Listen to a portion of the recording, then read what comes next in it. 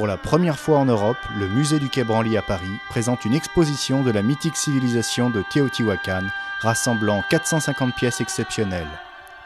Située à 2275 mètres d'altitude, Teotihuacan couvrait une superficie de 20 km² et était peuplée de 100 000 habitants. Elle se trouve à l'emplacement actuel de la municipalité de San Juan Teotihuacan, à environ 40 km au nord-est de Mexico. Lorsque les Aztèques l'ont découverte abandonnée 600 ans plus tard, ils considérèrent les vestiges des pyramides entièrement construites à la main comme des constructions divines. C'est pourquoi ils l'appelèrent la cité où naissent les dieux. Pour mesurer l'étendue géographique de la cité, l'exposition est centrée sur une gigantesque maquette au 1/100 représentant la ville d'origine.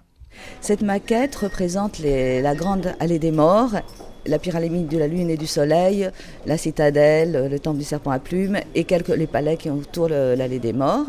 Issue à 95% des collections mexicaines, l'exposition révèle des sculptures colossales, des peintures murales, des masques rituels, des statuettes, des bijoux et des céramiques qui témoignent du savoir-faire artistique de Teotihuacan. Ainsi, dès l'entrée de l'exposition, le visiteur tombe d'emblée sur une sculpture de plus de 2 mètres, le jaguar sacré, récemment découvert au palais Xala.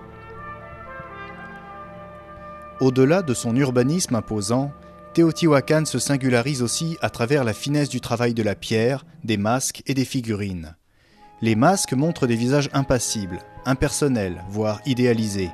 On suppose qu'ils étaient décorés par des habits ornés de tissus ou de plumes, disparus au fil des siècles.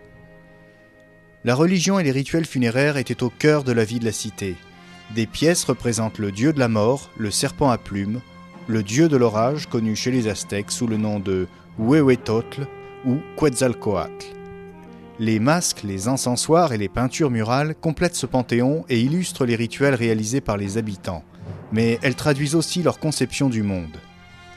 La mort fait partie en effet intégrante de la culture de Teotihuacan. Les prêtres avaient la responsabilité de diverses cérémonies destinées à obtenir les faveurs des divinités. Ils pratiquaient les sacrifices humains pour accroître la fertilité, avec des prisonniers qui étaient drogués pour ne pas sentir la douleur. Cette statue représente le dieu Xipetotec, qui symbolise le renouveau de la nature, de l'agriculture et de la pluie nocturne bienfaisante. Il s'écorche lui-même pour nourrir l'humanité, symbolisant ainsi le grain de maïs perdant son enveloppe avant de germer. Les guerriers tués au combat étaient accompagnés dans leur mort par un dieu, celui de l'au-delà. Ce couvercle d'encensoir, en céramique, illustre le destin des guerriers après leur mort.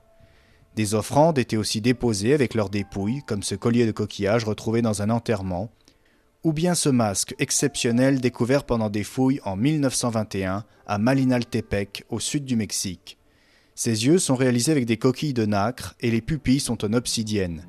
Le collier, lui, est composé de 55 morceaux et d'un pendentif en coquillage. Jusqu'à présent, aucune tombe ni inscription décrivant des actions importantes d'un gouvernant n'a été retrouvée.